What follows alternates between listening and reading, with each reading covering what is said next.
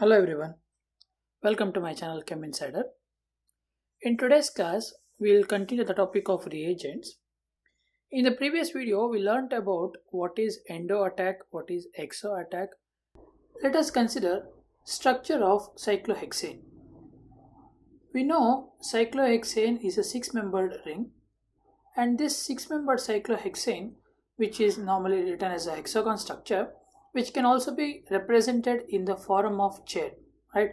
We know the chair form of hexagon, which is like this. If you consider the chair form of hexagon, each of the carbon present here, that is, let us say 1, 2, 3, 4, 5 and 6. So each of the carbons will be having 2 additional bonds other than the cyclic bond. So these bonds are aligned themselves in such a way that they either form an axial bond or an equatorial bond. So now let us say these are the 2 bonds present. So here the vertical bond which is present like this is called the axial bond, whereas the bond present in this manner is called the equatorial bond. Next, the carbon at the second position has the equatorial bond in this direction and the axial bond in this direction. So if you go on write down the axial and equatorial bonds, it will be like this for each and every carbon atoms.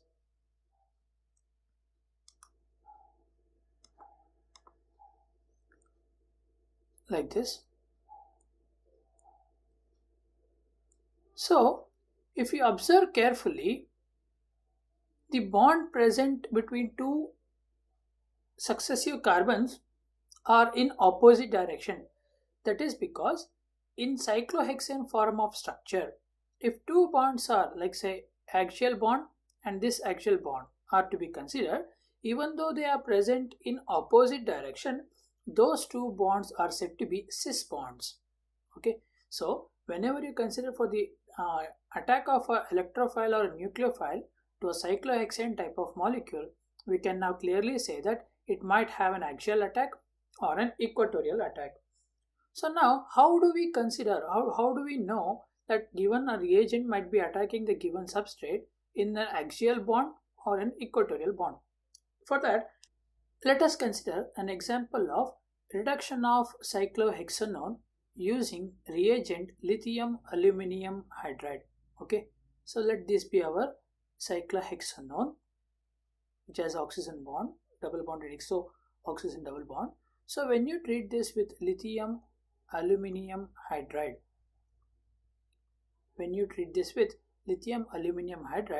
this reaction yields us the product in such a way that the newly formed carbon hydrogen bond is present in the axial position. That is, the H bond is present in the axial position. That is because the lithium aluminium hydride H minus attacks the carbon from the top view. Okay, it attacks the carbon in such a way that it attacks from this side, so that this bond shifts to the equatorial position, as I mentioned, shown over here.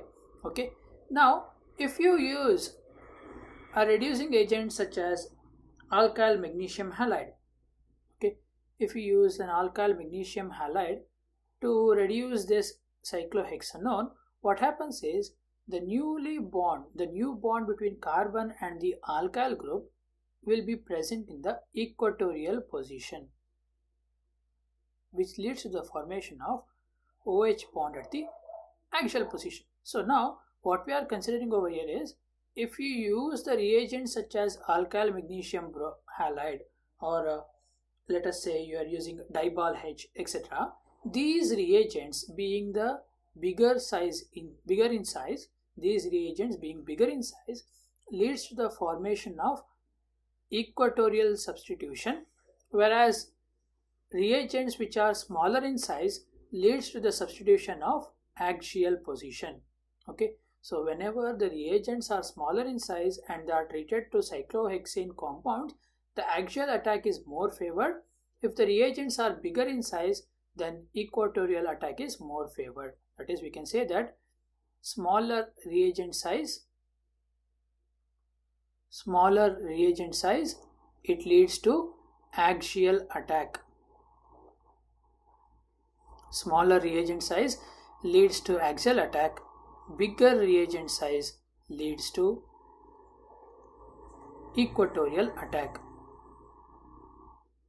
Bigger reagent size leads to equatorial attack. So now, how do we know the given reagent is big or small?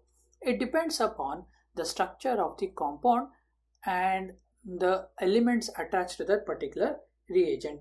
Let us say if you have LaH, that is a smaller sized reagent, because if you are using alkyl magnesium bromide, if you are using, let us say, CH3MgX, that is a smaller one. But if you are using alkyl magnesium bromide or RL magnesium halide, etc., then the alkyl group might be bigger or maybe smaller. Depends upon the size of the R group. Okay, so therefore usually what we consider is smaller the reagent size, it leads to axial bonding. Bigger the reagent size leads to equatorial bonding.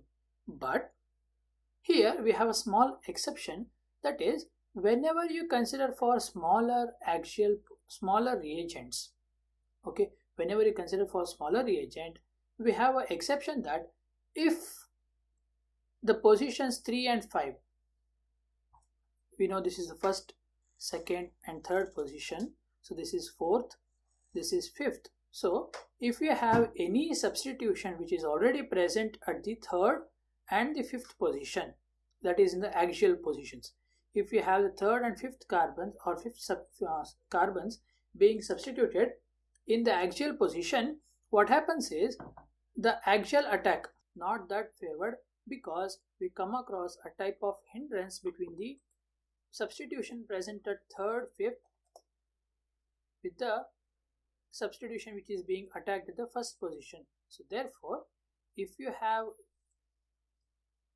smaller reagent and if you have substitution, let us say we have CH3 group present over here, methyl group. So then if you have an exo group of carbon with oxygen, then the reagent H plus, let us say lithium aluminum hydrides H minus, is attacking this oxygen on carbon oxygen bond, then the attack will be from this direction instead of axial position. So if the reagent is smaller, so then we have a third case, if the reagent is smaller and we have substitution at third or fifth position.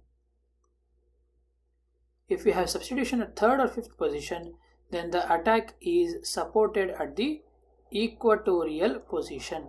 Then the attack is supported at the equatorial positions. So this is how the reaction takes place.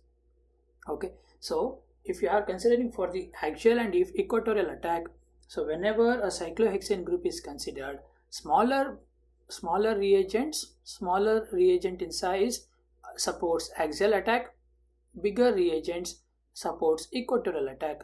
But in some cases, if the cyclohexane ring already has substitution present at third and fifth position, then even though the reagent is smaller, they will support the equatorial type of attack. Okay, so this is about the axial and equatorial attack.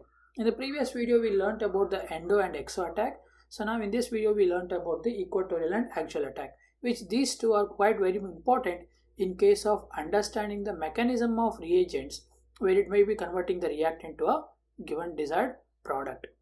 Okay, in the next class, we will discuss about the epoxide ring opening, which is quite important again when compared to these two also. I hope you have understood the concept of equatorial and axial attack. In the next video, we learn about the epoxide ring opening. Thank you for watching my channel. If you have any doubt, please do comment down below. And if you want more videos regarding the same topics, please share this video among your friends and ask them to subscribe to my channel so that they get updates of the videos which I'm going to post each and every day. Thank you for watching.